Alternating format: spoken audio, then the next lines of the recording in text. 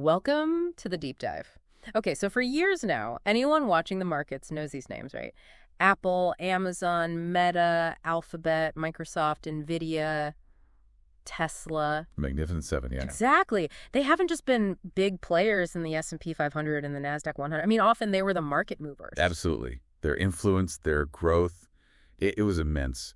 For a long time, market success was their success, pretty much. But, and this is the interesting part, that story seems to be shifting. After just, well, incredible gains for years, most of these giants are actually, maybe surprisingly, losing some of that luster. Yeah, facing some real challenges now. So that's our mission for this deep dive. We want to unpack why, with all these headwinds hitting the others, one of them, Nvidia, just keeps, well, sizzling. It seems poised to outperform. Right. What gives Nvidia that specific edge? Exactly. We're going to dig into those factors, drawing right from our research.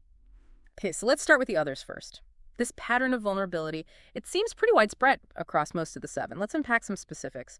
Apple, for instance. Well, the research points pretty clearly to its heavy dependence on the iPhone. It's not just about tariffs or competition, is it? It's more fundamental. Yeah, it's about being tied so tightly to a maturing market. Smartphone innovation is slowing down, there's price pressure, supply chain issues. It all adds up. Makes sense. And then you've got Amazon. Amazon's facing surprisingly tough competition now, especially from those cheaper cross-border platforms, things like Temu, Shein. Right, and Alphabet, Google. Yeah. They're battling regulators, sure, but also... They're also finding it hard, apparently, to keep up with the pace of generative AI, like OpenAI's ChatGPT. The whole search landscape is, well, it's changing fast. And speaking of OpenAI, Microsoft's situation seems complicated, too. The sources mention a potential ugly breakup. Yeah, that OpenAI might be sort of openly rebelling against Microsoft, its biggest investor. That relationship seems strained. Which could be a huge disruption. Okay, and Tesla, different problems there. With Tesla, it seems more about Elon Musk's actions. The material suggests his, let's say, divisive behavior might be pushing potential buyers away, especially now the EV market is getting crowded. Right, a saturated market makes those things matter more. Definitely. And Meta, well, it faces fewer immediate crises maybe, but almost all its revenue is ads. So vulnerable if the economy cools. Exactly. If digital ad spending tightens, Meta feels it. So you see the pattern-specific growing vulnerabilities for most. But Nvidia seems different. Even though it's not totally immune to downturns, it has this powerful counterforce. That's what the research highlights, yes. A really strong offsetting factor. And that seems to be where Nvidia really sets itself apart, its unique advantage. I mean, number one, it's the biggest producer of discrete GPUs, right? Correct. World's largest. But it's the business model, the fabless model, that's really intriguing. Can you explain that a bit? Because it sounds crucial. It absolutely is. So fabless means Nvidia designs the chips, all the complex architecture, the innovation, but they don't actually make them. They outsource the manufacturing. Exactly. To companies like TSMC, Taiwan Semiconductor Manufacturing. This means Nvidia avoids spending literally billions on building and constantly upgrading their own factories, their own fabs. So they don't get bogged down in the incredibly expensive manufacturing side, developing the tiniest, most efficient nodes and all that. Precisely. They leverage TSMC's expertise and massive capital investment. It lets Nvidia stay incredibly nimble, focusing purely on chip design and, staying ahead technologically. Like being the architect without having to run the construction company. Super smart. It allows them to pivot quickly and outmaneuver competitors who are weighed down by their own manufacturing. And this strategy, it's clearly fueled a massive shift in where their money comes from, hasn't it? Oh, dramatically. I mean, think about it. Historically, Nvidia was mostly about gaming GPUs. Graphics cards for PCs, which people also use for crypto mining sometimes. Right. That was their main thing for years. But in their latest quarter, less than 9% of revenue came from gaming. Wow, less than 9%. So where's the rest coming from? A staggering 89% came from their data center GPUs. Chips like the A100, the H100, the new H200. 89%? That's not a shift. That's a complete transformation. From consumer gaming to enterprise data centers. It's fundamentally changed the company. Okay, so these data center GPUs are the engine now. But why are they so vital for AI? What's the technical reason they're so much better than, say, traditional CPUs? Because a great question. And Nvidia saw this coming, kind of. They launched their first data center GPUs way back in 2008. Okay, so they've been building this capability for a long time. Yes. The core difference is how they handle data. A traditional CPU, a central processing unit, uses what's called scalar processing. Think of it like processing one piece of data, then the next, then the next. Very fast, but one at a time. Like a single file line. Exactly. A GPU, a graphics processing unit, uses vector processing. It can handle huge arrays of numbers, basically, all at the same time. Think thousands of simple calculations happening in parallel. Like a massive multi-lane highway instead of a single lane. That's a good analogy. And those complex AI tasks, training large language models, running inference, they involve just colossal amounts of parallel calculations. GPUs are just inherently better suited for that than standalone CPUs. Got it. That parallel processing power is the key for AI. And this has led to some pretty explosive growth, especially recently. Explosive is the right word.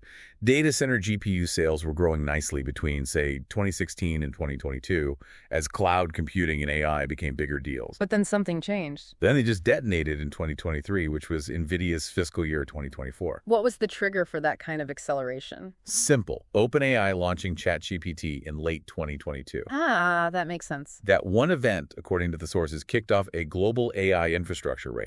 Suddenly, everyone, tech giants, startups, research labs, needed massive amounts of AI processing power, and they needed it now. And Nvidia was ready with the best tools. They were ready with the GPUs designed for exactly this. Look at the numbers. Data center revenue growth went from like 58% in fiscal 22, 41% in fiscal 23. Strong numbers, right? Yeah, very strong. Then in fiscal 24, post-ChatGPT, it jumped to 217%. 217% in 1 year. Yeah. More than tripled that segment's revenue. It's just astonishing growth. And that's reflected in the overall mix, too. You said data centers were 89% of revenue recently. What were they before? Well, back in fiscal 2022, data centers were about 39% of total revenue. Fiscal 23, it was 56%. Fiscal 24, it hit 78%. And the projection for fiscal 25 is 88%. Wow. So it's gone from being a significant part of the business to being the business, essentially. Pretty much. And look at total revenue growth. 61% in FY22, then flat, 0% in FY23. A tough year, maybe supply chain stuff. Could be. But then FY24 total revenue jumps 126%. And the forecast for FY25 is another 114%. It's all driven by that data center explosion. Okay, this is clearly where their advantage lies. But how sustainable is it? You mentioned they control something like 98% of the data center GPU market. Yeah, TechInsights puts their share at around 98%. Well, it's near total dominance right now. How do they maintain that? Just better chips? Or is there something else? The chips are definitely cutting edge. Yeah. But a huge piece of the puzzle, maybe the most important piece, is their software platform, CUDA. CUDA, Compute Unified Device Architecture. That's the one. It's NVIDIA's proprietary programming platform. And why is that such a big deal? How does it create a moat, as they say? Because when developers build AI applications, they often write them using CUDA. And code written in CUDA is optimized specifically for NVIDIA GPUs. Okay. Crucially, that CUDA code can only run on NVIDIA chips. Ah, so if you build your AI on CUDA, you're locked into NVIDIA hardware. Exactly. If a company invests millions, maybe billions, developing sophisticated AI models on CUDA, and then they want to run it on, say, an AMD GPU, can just flip a switch. They'd have to rewrite the software. They'd have to rewrite it using different programming frameworks. That's a massive undertaking, expensive, time-consuming, risky. It creates incredible stickiness. Developers and companies just don't want to leave the CUDA ecosystem once they're in it. That sounds like a powerful lock-in mechanism, much more than just having the fastest chip at any given moment. It absolutely widens their moat against competitors. It's not just about hardware performance. It's about the entire software ecosystem built around that hardware. Okay, that makes a lot of sense. But no company is completely immune to challenges. What about those U.S. export curbs targeting China? That must be hurting NVIDIA's sales there. It definitely presents a hurdle, throttling some sales in China, yeah. So how are they handling that? Well, a couple things. First, the global demand for AI chips is so intense right now that NVIDIA can, according to the analysis, pretty easily offset lower sales in China with stronger sales elsewhere. Europe, other parts of Asia, the U.S. Yeah. The demand is huge. So redirecting supply, basically. To some extent, yes. And second, they're also allowed to sell modified, less powerful versions of their top chips to Chinese customers, like the H20 chip they developed specifically to comply with the restrictions. Ah, so they adapt the product to fit the regulations. Clever. It shows their agility. They find ways to navigate the geopolitical pressures, while still serving, a significant portion of that market. Right.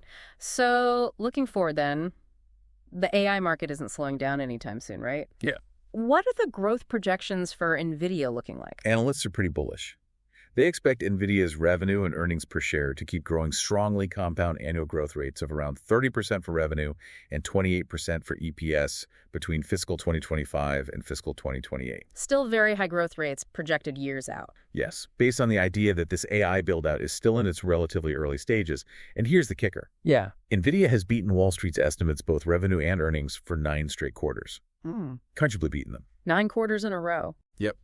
Which suggests that even those really strong analyst projections, they might actually be too conservative. They keep under-promising and over-delivering, essentially. It certainly looks that way. They seem exceptionally well-positioned to keep capitalizing on this AI gold rush. Okay, so wrapping this up, our deep dive really shows Nvidia as, well, the premier seller of the essential tools, the picks and shovels for this massive AI gold rush. Absolutely. Boils down to a few key things we discussed. Right. That super smart, fabless model, letting them focus on design. The massive strategic pivot to data center GPUs driven by AI. The technical edge their GPUs have for parallel processing, which AI needs. The explosion in demand triggered by things like ChatGPT. And critically, that CUDA software platform creating that incredibly sticky lock-in. It all comes together. And understanding NVIDIA's position, it really gives you crucial insight into where tech is headed, doesn't it? And just how fast things can change,